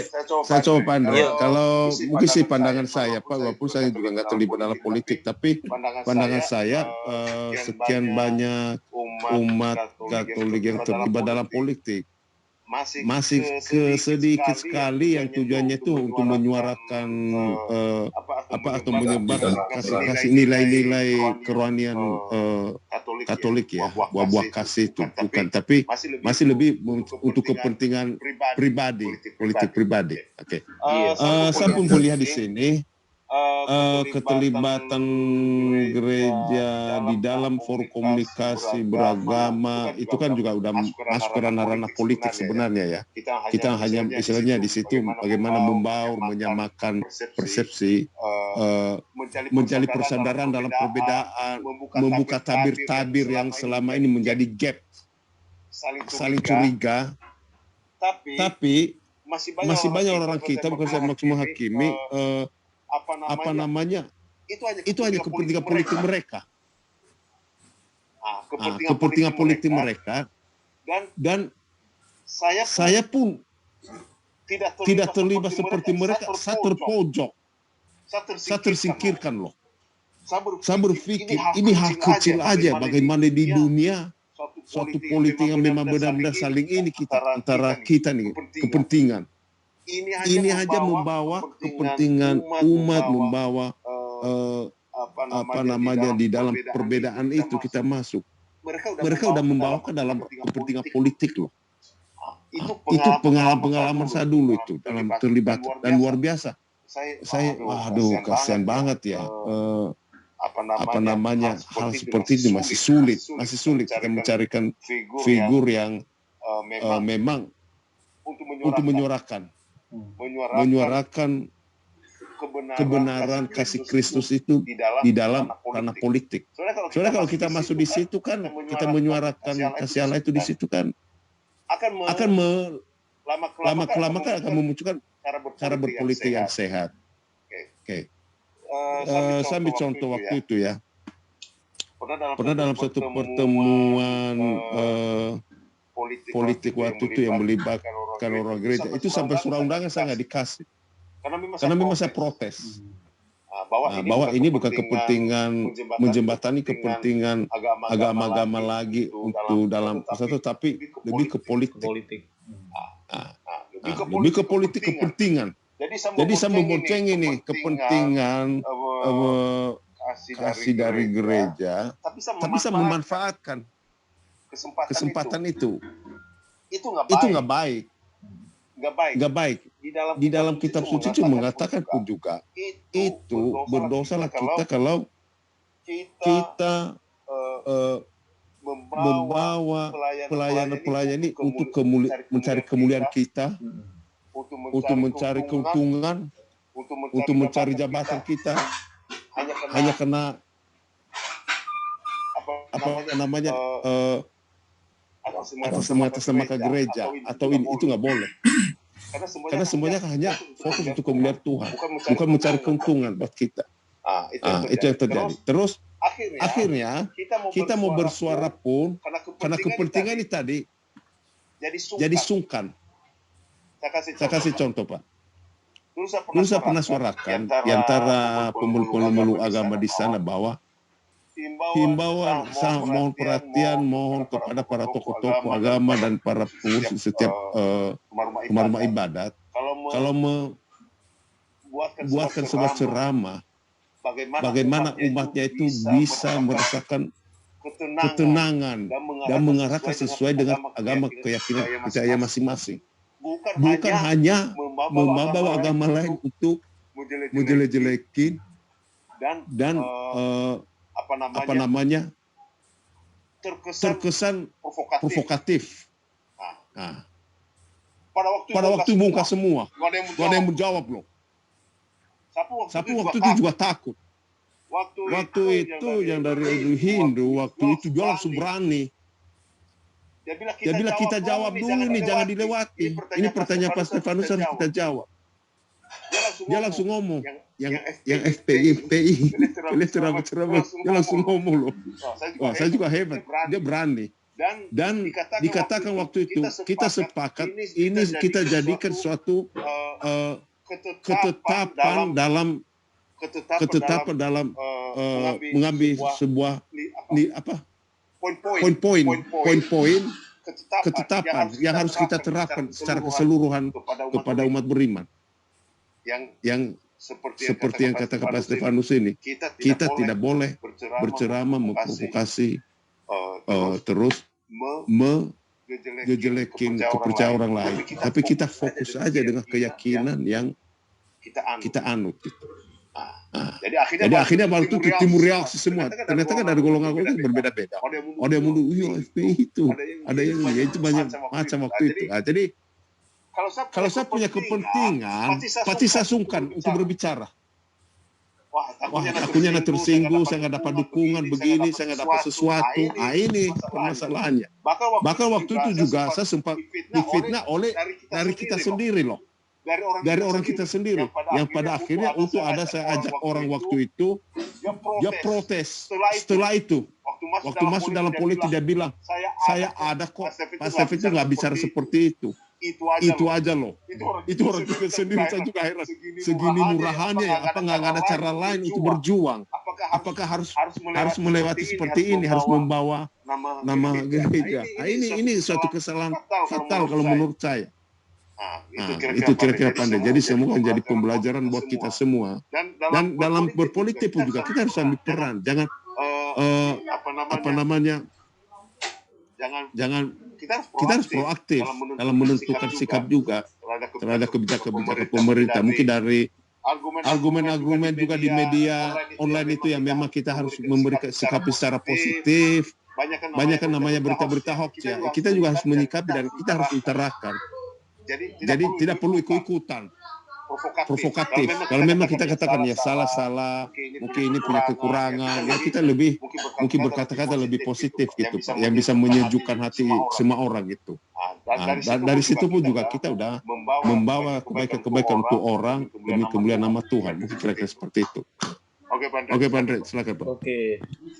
Ya, yang saya dapat, saya tangkap berarti ini ya, sedikit sekali politikus Katolik menyuarakan aspirasi umat Katolik hanya untuk keperluan pribadi, kepentingan pribadi. Terus politik kepentingan dimasukkan ke gereja itu tidak baik, karena hanya mencari kemuliaan pribadi bukan kemuliaan Tuhan. Terus tidak menyebarluaskan berita hoax di sosmed ya. Mungkin itu ya yang berkaitan dengan. Betul. Kali tidak kita bersikap seperti itu, tidak ikut-ikutan lah menyebar berita hoax. Iya. Mungkin Pak Stefanus, Pak Agus mau menambahkan. Kalau saya pribadi kurang memahami politik, saya malah jawabnya dengan membayar pajak tepat waktu. Nggak ada kaitannya ya. Itu pun juga ada kaitannya. Sebagai warga negara yang baik, umat Katolik itu harus menjadi warga negara yang baik. Terlibat dalam kehidupan berbangsa dan bernegara, Pak Andre. Terlibat itu. Taat setia pada aturan pemerintah dan hukum. Iya. Harus kita taat, Pak. Dan kita nggak boleh melawan pemimpin, karena pemimpin adalah raja, wakil Tuhan di dunia. Iya.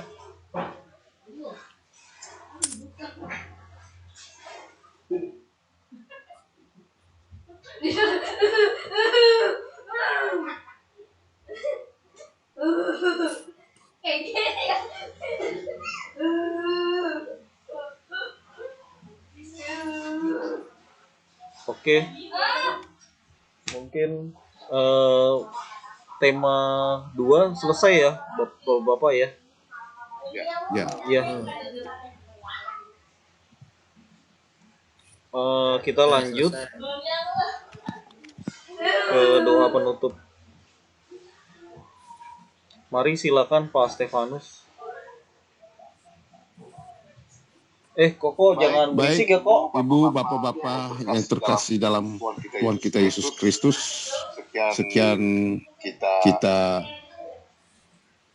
mengikuti kegiatan pada ibadat sinode ini dengan bercakap-cakap mengenai 4 tema dan 2 tema yang tersampaikan pada malam ini. Dan marilah kita tutup dengan doa penutup, yaitu dengan doa untuk sinode gitu. Demi nama Bapa dan Putra dan Roh Kudus. Amin. Kami berdiri di hadapan-Mu, ya Roh Kudus, pada saat kami berkumpul di dalam nama-Mu. Bersama-Mu sendiri yang membimbing kami, membuat diri-Mu nyaman berdiam di hati kami. Ajarilah kami jalan yang harus kami tempuh dan bagaimana kami harus mengikuti jalan itu. Kami lemah dan berdosa. Jangan biarkan kami mendukung kekacauan.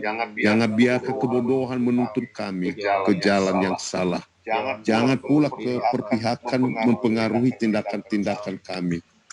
Kiranya kami menemukan di dalam Engkau kesatuan kami, agar kami boleh berjalan bersama menuju kehidupan abadi dan tidak menyimpang dari jalan kebenaran dan apa yang benar. Semua ini kami mohon kepadamu yang berkarya di setiap tempat dan waktu, dalam persekutuan dengan Bapa dan Putra untuk selama-lamanya. Amin. Bapa kami yang ada di surga, dimuliakanlah nama-Mu, datanglah kerajaan, jadilah kehendak-Mu di atas bumi seperti di dalam surga. Berilah kami rezeki pada hari ini dan ampunilah kesalahan kami, seperti kami pun mengampuni yang bersalah kepada kami.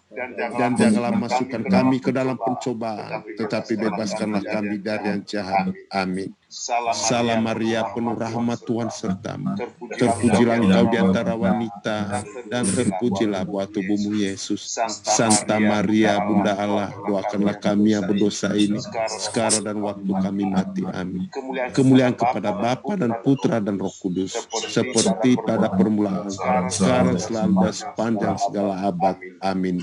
Terpujilah nama Yesus, Maria, dan Santo Yosef, sekarang dan selama-lamanya. Amin.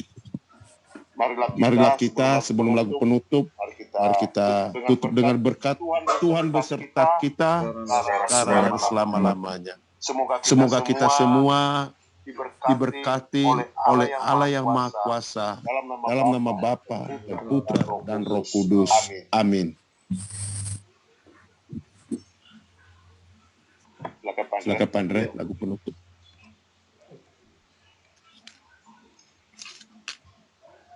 Atau mungkin ada pengumuman dulu. Nggak ada, Pak.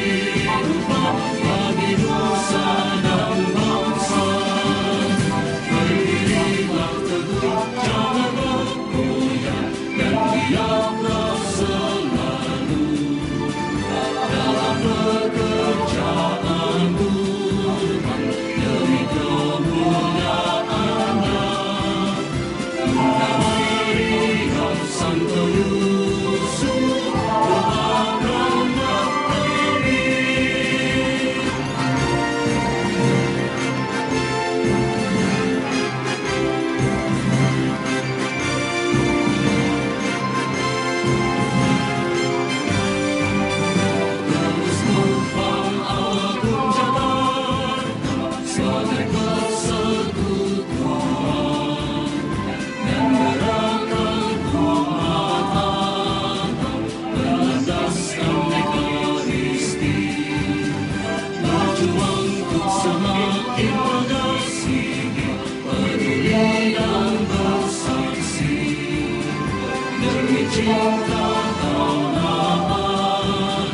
Indonesia berdiri melaksanakan nilai-nilai ajaran sosial gereja di setiap sendi kehidupan bagi nusa dan bangsa. Berdirilah teguh, jangan bergoyah, dan giatlah selalu dalam pekerjaan Tuhan demi kemuliaan-Nya. Kita berilah Santo Yusuf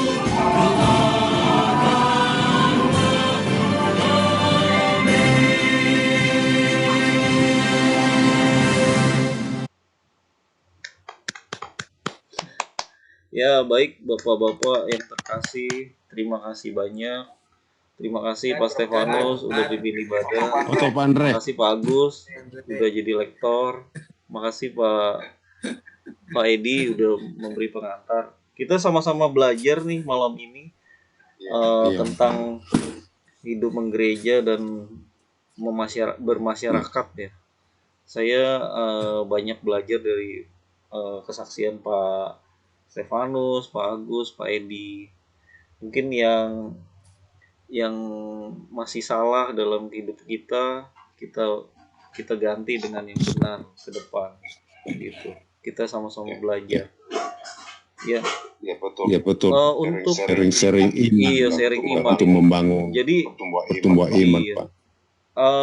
Pertama ini kita berempat juga ini dari awal sampai sekarang tetap berempat ya. udah offline berempat, online-nya juga Iya. berempat. Unik ini. Kita foto dulu ya, Pak. Oh, sebentar. Saya Silakan. ini dulu. Ini kan umat perdana lagi nih, kembali di awal Yesus itu. Iya, betul.